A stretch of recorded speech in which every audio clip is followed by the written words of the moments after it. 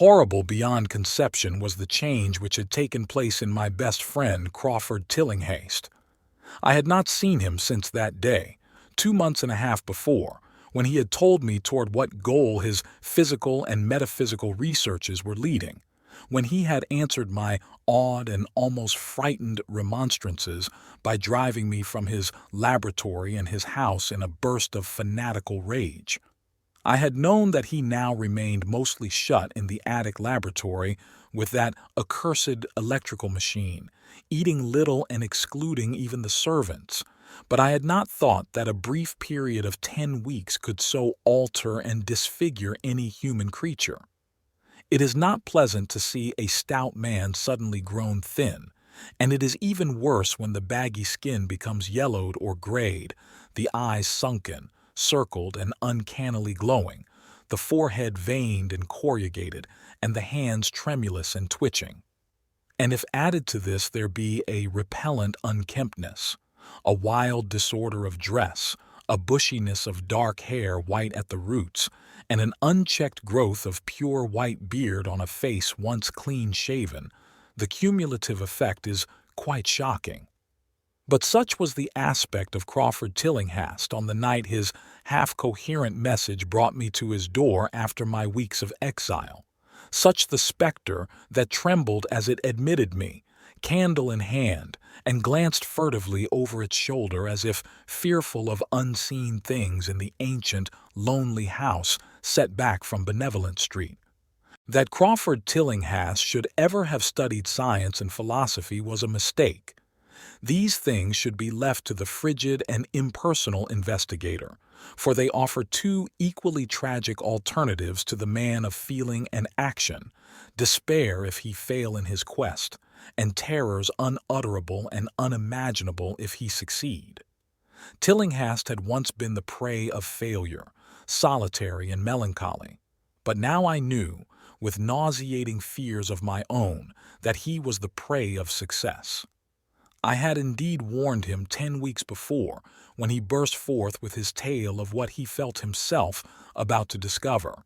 He had been flushed and excited then, talking in a high and unnatural, though always pedantic voice. What do we know of the world and the universe about us? Our means of receiving impressions are absurdly few, and our notions of surrounding objects infinitely narrow. We see things only as we are constructed to see them, and can gain no idea of their absolute nature. With 5 feeble senses, we pretend to comprehend the boundlessly complex cosmos. Yet other beings with a wider, stronger, or different range of senses might not only see very differently the things we see, but might see and study whole worlds of matter, energy, and life, which lie close at hand, yet can never be detected with the senses we have. I have always believed that such strange, inaccessible worlds exist at our very elbows, and now I believe I have found a way to break down the barriers. I am not joking. Within 24 hours, that machine near the table will generate waves acting on unrecognized sense organs that exist in us as atrophied or rudimentary vestiges. Those waves will open up to us many vistas unknown to man, and several unknown to anything we consider organic life. We shall see that at which dogs howl in the dark, and that at which cats prick up their ears after midnight. We shall see these things, and other things which no breathing creature has yet seen. We shall overleap time, space, and dimensions, and without bodily motion peer to the bottom of creation. When Tillinghast said these things, I remonstrated, for I knew him well enough to be frightened rather than amused. But he was a fanatic, and drove me from the house. Now he was no less a fanatic, but his desire to speak had conquered his resentment, and he had written me imperatively in a hand I could scarcely recognize.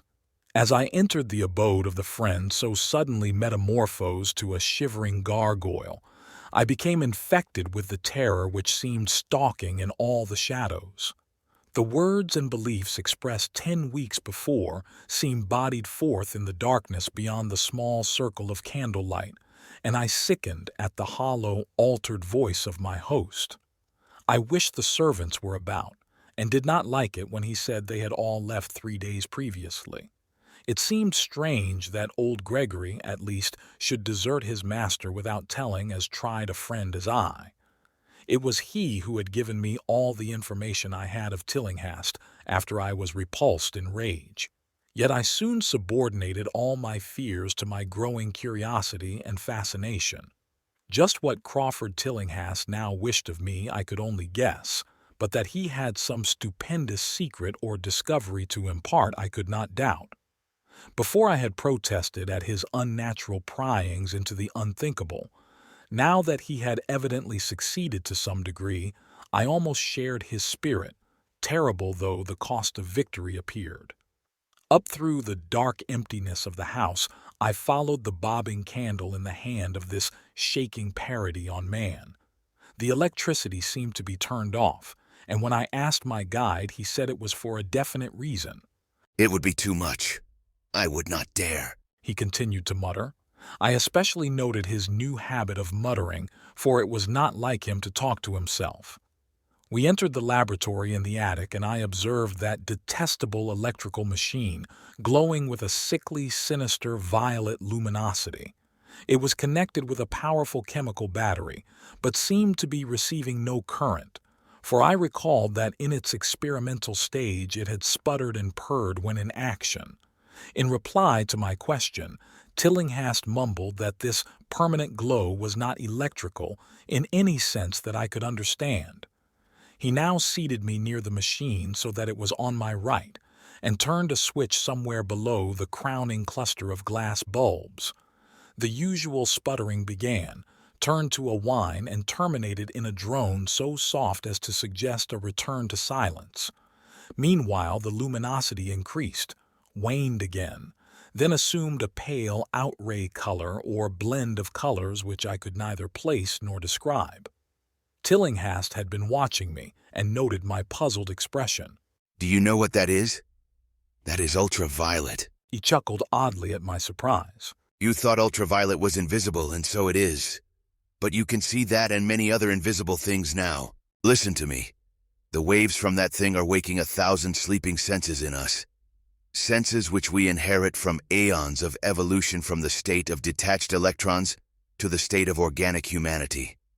I have seen truth, and I intend to show it to you. Do you wonder how it will seem? I will tell you. Here Tillinghast seated himself directly opposite me, blowing out his candle and staring hideously into my eyes. Your existing sense organs, ears first, I think, will pick up many of the impressions, for they are closely connected with the dormant organs. Then there will be others. You have heard of the pineal gland? I laugh at the shallow endocrinologist, fellow dupe and fellow parvenu of the Freudian. That gland is the great sense organ of organs. I have found out. It is like sight in the end, and transmits visual pictures to the brain. If you are normal, that is the way you ought to get most of it. I mean, get most of the evidence from beyond. I looked about the immense attic room with the sloping south wall, dimly lit by rays which the everyday eye cannot see. The far corners were all shadows, and the whole place took on a hazy unreality which obscured its nature and invited the imagination to symbolism and phantasm.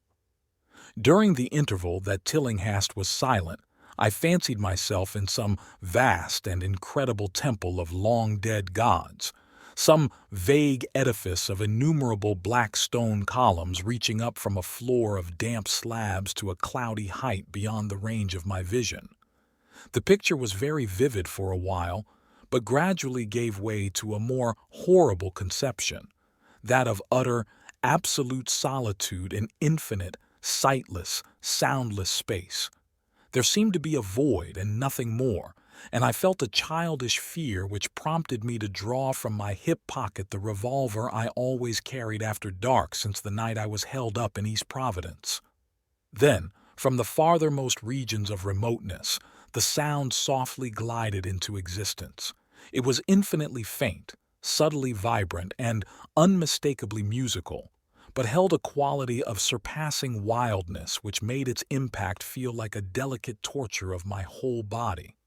I felt sensations like those one feels when accidentally scratching ground glass, Simultaneously, there developed something like a cold draft, which apparently swept past me from the direction of the distant sound. As I waited breathlessly, I perceived that both sound and wind were increasing, the effect being to give me an odd notion of myself as tied to a pair of rails in the path of a gigantic approaching locomotive. I began to speak to Tillinghast, and as I did so, all the unusual impressions abruptly vanished. I saw only the man, the glowing machine, and the dim apartment. Tillinghast was grinning repulsively at the revolver which I had almost unconsciously drawn, but from his expression I was sure he had seen and heard as much as I, if not a great deal more. I whispered what I had experienced, and he bade me to remain as quiet and receptive as possible. Don't move, for in these rays we are able to be seen as well as to see. I told you the servants left, but I didn't tell you how. It was that thick-witted housekeeper. She turned on the lights downstairs after I had warned her not to, and the wires picked up sympathetic vibrations. It must have been frightful. I could hear the screams up here in spite of all I was seeing and hearing from another direction, and later, it was rather awful to find those empty heaps of clothes around the house. Mrs. Updike's clothes were close to the front hall switch. That's how I know she did it. It got them all. But so long as we don't move, we're fairly safe. Remember, we're dealing with a hideous world in which we are practically helpless. Keep still! The combined shock of the revelation and of the abrupt command gave me a kind of paralysis, and in my terror my mind again opened to the impressions coming from what Tillinghast called beyond. I was now in a vortex of sound and motion, with confused pictures before my eyes. I saw the blurred outlines of the room, but from some point in space there seemed to be pouring a seething column of unrecognizable shapes or clouds, penetrating the solid roof at a point ahead and to the right of me. Then I glimpsed the temple-like effect again, but this time the pillars reached up into an aerial ocean of light, which sent down one blinding beam along the path of the cloudy column I had seen before. After that, the scene was almost wholly kaleidoscopic, and in the jumble of sights, sounds, and unidentified sense impressions I felt that I was about to dissolve or in some way lose the solid form. One definite flash I shall always remember. I seemed for an instant to behold a patch of strange night sky filled with shining, revolving spheres, and as it receded, I saw that the glowing suns formed a constellation or galaxy of settled shape, this shape being the distorted face of Crawford Tillinghast. At another time I felt the huge animate things brushing past me and occasionally walking or drifting through my supposedly solid body, and thought I saw Tillinghast look at them as though his better-trained senses could catch them visually. I recalled what he had said of the pineal gland, and wondered what he saw with this preternatural eye. Suddenly, I myself became possessed of a kind of augmented sight. Over and above the luminous and shadowy chaos arose a picture which, though vague, held the elements of consistency and permanence. It was indeed somewhat familiar, for the unusual part was superimposed upon the usual terrestrial scene, much as a cinema view may be thrown upon the painted curtain of a theater. I saw the attic laboratory, the electrical machine, and the unsightly form of Tillinghast opposite me, but of all the space unoccupied by familiar material objects not one particle was vacant. Indescribable shapes, both alive and otherwise, were mixed in disgusting disarray, and close to every known thing were whole worlds of alien, unknown entities. It likewise seemed that all the known things entered into the composition of other unknown things, and vice versa. Foremost among the living objects were great inky, jellyish monstrosities which flabbily quivered in harmony with the vibrations from the machine. They were present in loathsome profusion, and I saw to my horror that they overlapped, that they were semi-fluid and capable of passing through one another and through what we know as solids. These things were never still, but seemed ever floating about with some malignant purpose. Sometimes they appeared to devour one another, the attacker launching itself at its victim and instantaneously obliterating the latter from sight. Shudderingly, I felt that I knew what had obliterated the unfortunate servants, and could not exclude the things from my mind as I strove to observe other properties of the newly visible world that lies unseen around us. But Tillinghast had been watching me, and was speaking. You see them? You see them? You see the things that float and flop about you and through you every moment of your life? You see the creatures that form what men call the pure air and the blue sky? Have I not succeeded in breaking down the barrier? Have I not shown you worlds that no other living men have seen?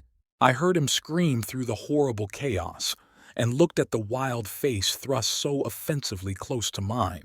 His eyes were pits of flame, and they glared at me with what I now saw was overwhelming hatred. The machine droned detestably. You think those floundering things wiped out the servants? Fool, they are harmless. But the servants are gone, aren't they? You tried to stop me.